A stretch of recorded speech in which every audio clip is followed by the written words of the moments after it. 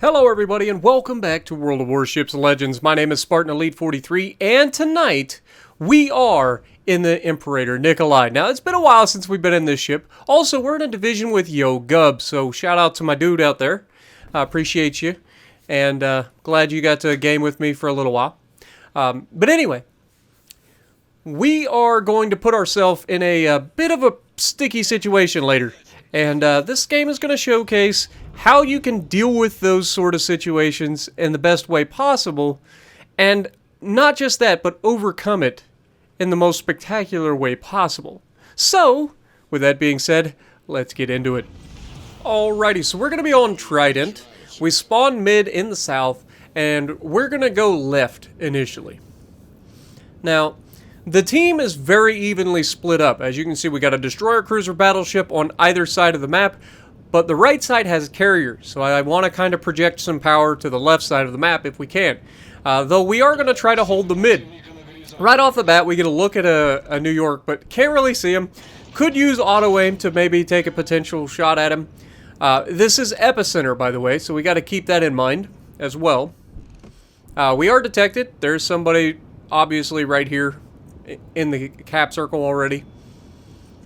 I get shot at, but nobody actually gets spotted. There is a smoke screen out there, so I'm guessing it was them. But we've got the New York coming towards us. We just spotted a cruiser coming into the cap.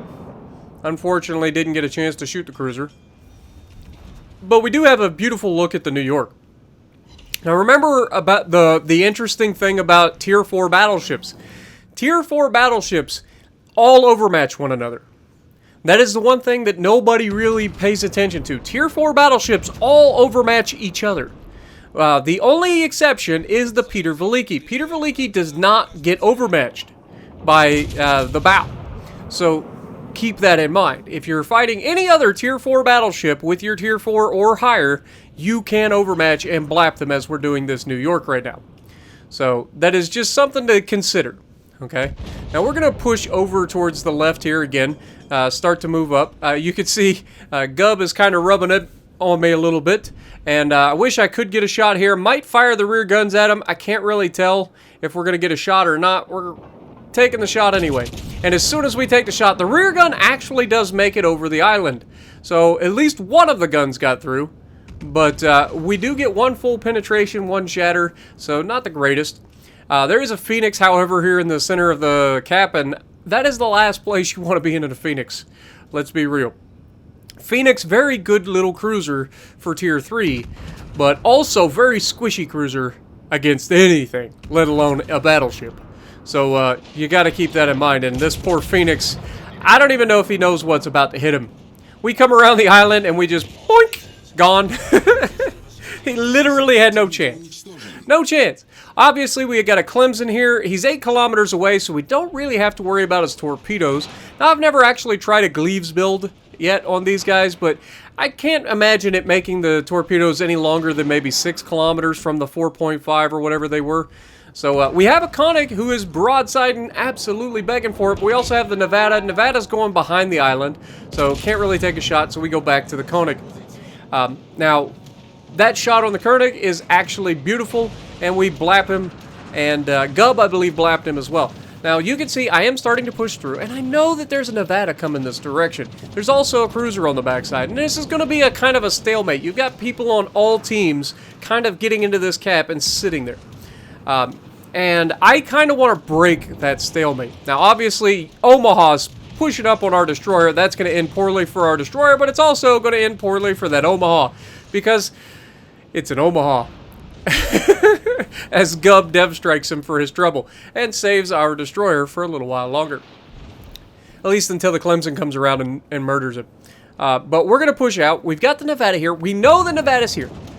And unfortunately, we're going to get ourselves into a bit of an idiotic position here, because I just have to get all of the guns to bear to shoot the Cosmolettes, right?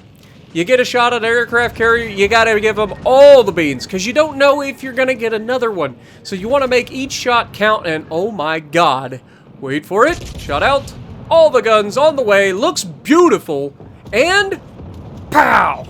Literally takes everything from him. 2 citadels, leaving him with just enough to get away. Now, obviously, I know there's a Nevada there. I'm not going to stay broadside, so I immediately keep turning to my left to try to avoid getting smacked by the Nevada. But I keep drawing myself back into taking another shot at the Cosmolettes because I can't guarantee that my team is going to finish him. Now, you can see Nevada is clearly spotted here, and this is not preferable. Being broadside in a Russian battleship equals bad. So we need to turn away, and this is what we call a tactical beaching. What's his name? Golly, I can't think of his name. There's a guy that does this for a living. I can't think of his name, but yeah. Nevada comes around the corner, says hello, and takes out 3/4 of our crew in one salvo. U.S. versus Russia, am I right? But also, U.S. versus Russia, you're going to see me absolutely make this guy look goofy. And I'm not the only one. Krasny Krim comes rolling around. We got Gub here, and I'm trying to open the angle. I cannot stay broadside to this man. So we're trying to get as angled as possible, getting a little bit of help from Gub initially to get that rear turned so that we don't necessarily take a huge hit. This thing has very good armor if it's angled properly, and as you're about to see, it's pretty solid. So as long as you don't do anything stupid and get yourself obliterated, you can and will have a good time in this ship. It's very, very tanky for a tier 4. But that Nevada, he's thinking twice about what he's about to do. He came in, he got what he wanted, now he's getting the heck out. And you can't really blame him. But as soon as we get our opportunity, see how he's going behind that island?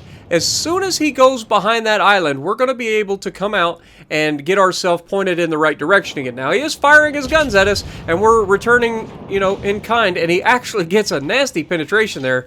A funky angle, and he gets 11,000 damage out of it, I think. Something like that. Not preferable. But as you can see, we're about to get a heal, so we'll get some of that back. No big deal. Gub goes through. I'm going to start my turn. Now that he's behind the island, we can start to move forward. Now, obviously, there's a cruiser right around the corner, so we don't want to just go barreling around the corner. We're going to kind of kite away from the corner so that we get a shot on this Furitaka without taking the torpedoes that he's probably dropping in the water right now. Now, fortunately, our cruiser is actually punching this guy right in the mouth. Now, unfortunately, that makes him start to go forward, but, I mean, he's not long for this world, so we go ahead and start lining up a shot on the Koenig again at range. We don't have a shot at anything else at the moment. We might as well take the shot elsewhere. Now, we've been in the cap this whole time until just now, where we've left the cap, and now our team is, I mean, Gub is still in the outside ring of the cap, so he's denying them some points, but they're still, and our destroyer's in the middle of the cap, so he's denying points as well. But we are trying to get up around this corner, get into a position where we can help our team. We have 93,000 damage. We've done our share in this little ship, and we're not done yet, folks. Believe it or not, we are not done. We get another shot at the Koenig. He's coming back towards us, and we don't get very good a shot on him at this time. Nevada is starting to think about coming back out. Clemson decides to open up his guns, which gets him detected by our destroyer, even though he's in a smoke because of the smoke firing penalty. We've got torpedoes in the water, so those weren't aimed at me, I don't think, or at least if they were terribly aimed. So we're going to go ahead and take a shot at the Clemson. He starts turning away the moment we take the shot, but we do get one full penetration for 800 damage. I know it's not much, but it's something. And our destroyer and cruiser, I believe, are going to help get rid of him. And that means I've got to start thinking about fighting this Nevada and the Koenig again. Now, we have a points advantage. We have a massive ship advantage. We still have our carrier. We've got all of the things in our favor right now. And one more thing that we have in our favor is we actually have an icebreaker. So if this Nevada shoots at our waterline at the bow, he's not going to overmatch. He's actually going to bounce and ricochet, potentially shatters. But you can see we're struggling. We're actually hitting his turret instead of trying to hit his superstructure or the rear of his ship. You can see I know I overmatched, so I'm trying to hit the shot, and I'm just coming up a little bit long, hitting his turret. Not able to get the damage that I would like, and we take a nasty hit right there. He aimed high and got some penetrations through the deck. Now, obviously, Koenig's still broadside, so we're just going to keep reaching out and touching him. He's inside that 11-kilometer range, so that means we get a little bit of a boost to our accuracy because the Russian battleships get a bonus to accuracy inside 11 kilometers, I believe. Might be 12, but I think it's 11. But we get another shot at us from the Koenig, and you can see we've got 10,000 hit points. We do not have will to rebuild going right now because our teammates have kind of dropped back a little bit, which is unfortunate. But we've got to be careful. We don't want to take the shots. You can see he hit the turret there. Nice little bounce or shatter. And we're going to try to get these shells to land on his ship rather than into his superstructure and everything. And that was a better shot overall. 5 full penetrations, 1 overpin. Take a penetration from the Koenig, which was odd at that angle, but, you know, it is what it is. But we need to try to finish this Nevada off. Now, we're at 110,000 damage. We're not having a bad game at all. This eggplant, nobody likes eggplants, right? If you get the reference, put a thumb in it. But anyway, we get another good shot here, and that was brutal. But he gets a shot at us too, knocks out a couple of our turrets. We damage con that. And we get our guns back, and then we get to turn towards the Koenig. Now, we have 120,000 damage. We've got a depth strike. We've got a high caliber. We've done all the good things in this game. And there's only 1 man left. And somebody's getting some real guns. Did you see those shells they were touching? Too bad they fell short. But you can see Koenig having a rough time. He is going to fire at us. We're going to take that on the belt. He doesn't get any damage, hitting our turret and the belt and getting literally nothing. And then we take the shot, and that's pretty much all she wrote, sunshine.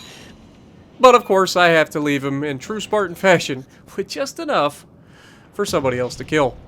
And kill him they will before I get loaded anyway. And so down he goes. But a freaking pretty solid game. 124,000 damage done at tier 4 is not too bad. It's a pretty great game. So let me know what you guys think. What is your favorite tier 4 battleship or ship in general? Let me know. But we got the Dreadnought, we got the High Cal, we got the Dev Strike, we got top of the leaderboard. Gub coming in second with 1811. I beat him by 8 XP. So if you like what I'm doing, punch the like button, leave a comment below, subscribe to the channel if you haven't already, and as always, I will see you in the next video.